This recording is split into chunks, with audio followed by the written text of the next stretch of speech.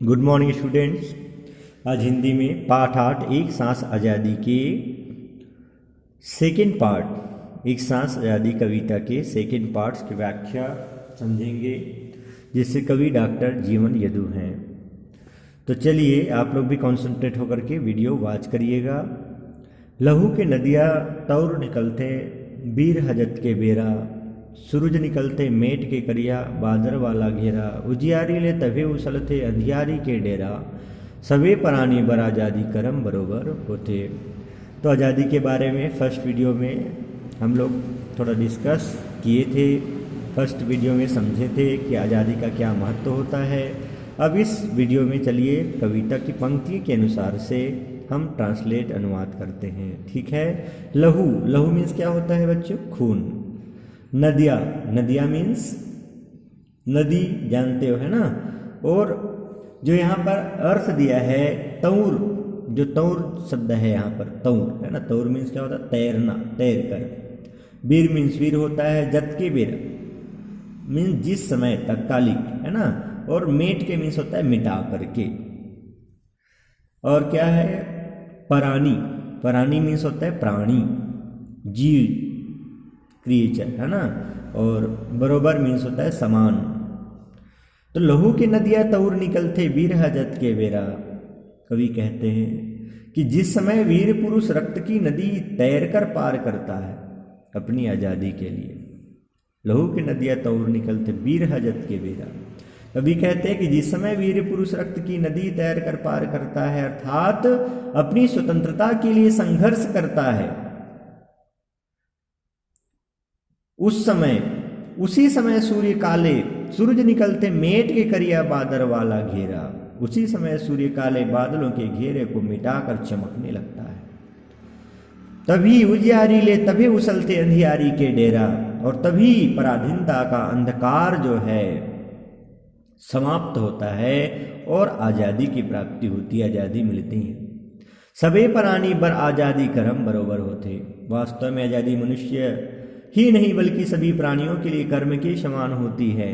जैसे जिस प्रकार से कर्म जो है हमारे लिए अनिवार्य है, बिना कर्म की कोई भी व्यक्ति एक क्षण नहीं रह सकता, वैसे ही आज़ादी के लिए जो है, अपनी आज़ादी के लिए हमेशा तत्पर रहना चाहिए। सभी प्राणियों को स्वतंत्रता के लिए सतत संघर्ष करते रहना चाहिए। सभी प्राणी बर आज़ादी कर्म बरोबर होते। सभी प्राणियों को सतत संघर्ष करते रहना चाहिए अपनी आज़ादी के लिए।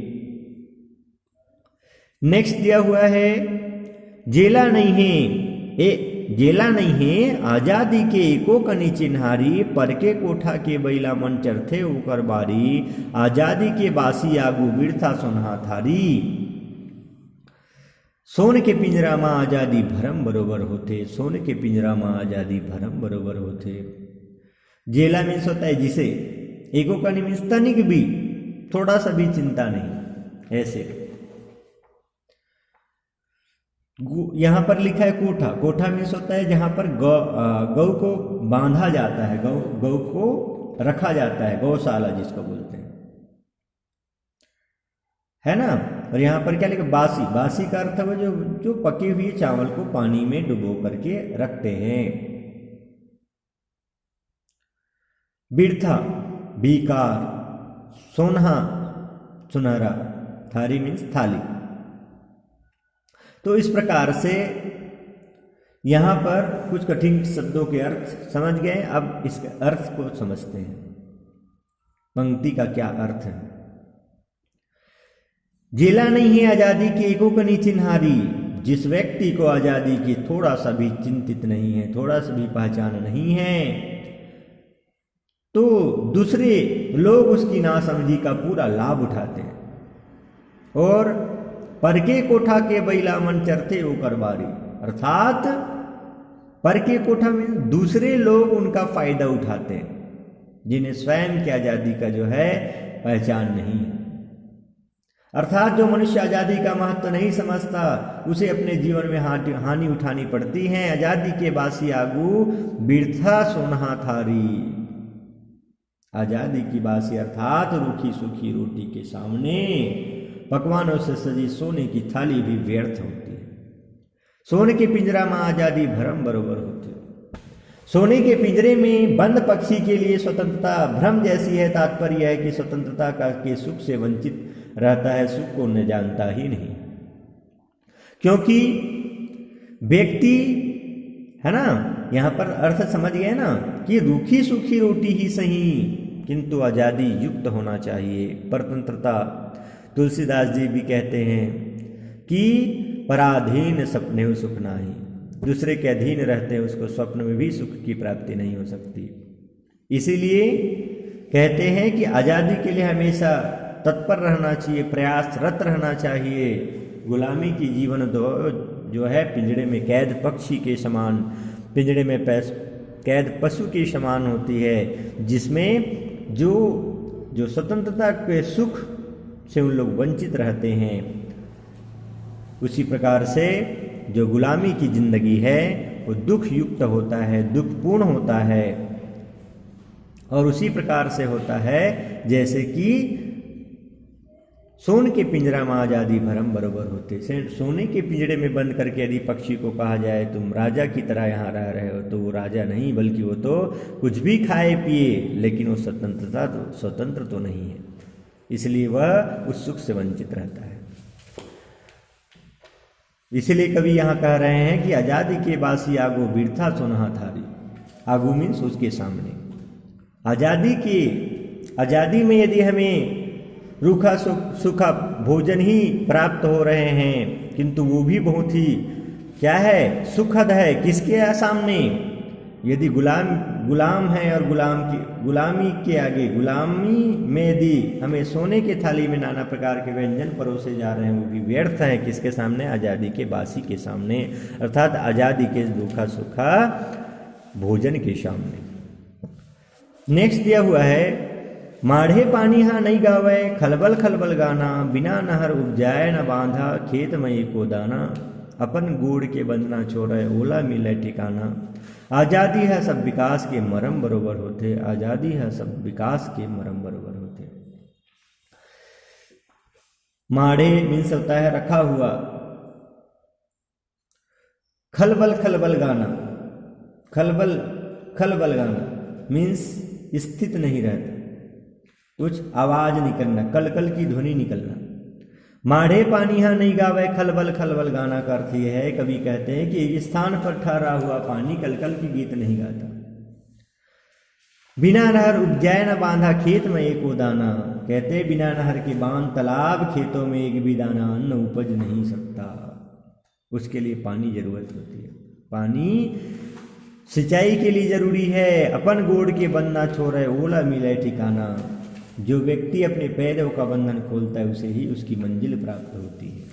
तात्पर्य यह है कि आज़ादी है सब विकास के मरम बरोबर होते हैं। तात्पर्य यहाँ पर बताए हैं कि बंधन में बंधे रहकर मनुष्य उन्नति नहीं कर सकता। आज़ादी ही सभी तरह के विकास का मर्म होता है, रहस्य होता है। जैसे आपको नाव में बैठा दिया जाए और नाव में बैठा करके आप पूरी रात्रि भ्रमण करो नाव में, लेकिन यदि वहाँ पर नाव का जो रस्सी बंधा हुआ है उसको खोले ही नहीं है नाविक, तो आप गोल गोल वहीं पर घूमते रहोगे, लेकिन आगे आप विकास नहीं कर पाओगे, आप अपनी मंजिल तय नहीं कर सकते। उसी प्रकार से हमारे लिए कवि का कहना ये है कि अपना बंधन स्वयं खोल करके मनुष्य उन्नति कर सकता है, और बंधन में पड़ करके मनुष्य उन्नति नहीं कर सकता। इसीलिए आज़ादी ही सभी तरह के विकास का मर्म है, रहस्य है। इसीलिए हमेशा आज़ादी के लिए हमें प्रयत्नरत रहना चाहिए, और आज़ादी युक्त आज़ाद में रहते हुए। आज़ादी का तात्पर्य स्वतंत्रता का अर्थ जो है स्वच्छंदता कभी भी नहीं है, याद रखना। स्वतंत्रता तभी सार्थक है, स्वतंत्रता तभी सार्थक है जब हमारी स्वतंत्रता की वजह से किसी दूसरे का नुकसान ना हो। अर्थात आपको स्वतंत्रता दी गई है, किंतु दूसरे की जो स्वतंत्रता है उसका हनन नहीं होना चाहिए। आप रोड में कहीं आ जा सकते हो, किंतु रोड में आप बैठ नहीं सकते। स्वतंत्रता तो है, आप कहीं भी आ जा सकते हो, क्योंकि उससे दूसरों को नुकसान है, दूसरे को वहाँ पे तकलीफ है। इसलिए अपनी स्वतंत्रता को याद रखना चाहिए, उनकी रक्षा के लिए हमेशा प्रयासरत रहना चाहिए। लेकिन ये भी ध्यान रखना चाहिए कि हम अपनी स्वतंत्रता को के साथ साथ हमारी स्वतंत्रता की वजह से दूसरे की स्वतंत्रता छीने ना, ये याद रखना चाहिए। और इस प्रकार से हमें स्वतंत्रता की महत्व को जान करके हमेशा स्वतंत्रता पूर्वक अपने कर्तव्य कर्म को करते हुए आगे बढ़ते रहना चाहिए। और जो है मन में स्वतंत्रता के प्रति, स्वतंत्रता के लिए हमेशा प्रयासरत होना चाहिए और स्वतंत्रता की कीमत समझनी चाहिए। ओके, तो इस प्रकार से एक सांस आज़ादी के इस कविता का ये अर्थ है। डॉक्टर जीवन यदु जी के द्वारा लिखा हुआ यह कविता, इसमें किसी भी प्रकार से आप लोगों को यदि किसी पंक्ति में डाउट होता है तो आप लोग मीटिंग में कंसल्ट करिएगा और चैप्टर इस कविता की व्याख्या को अच्छे से समझेंगे। ओके।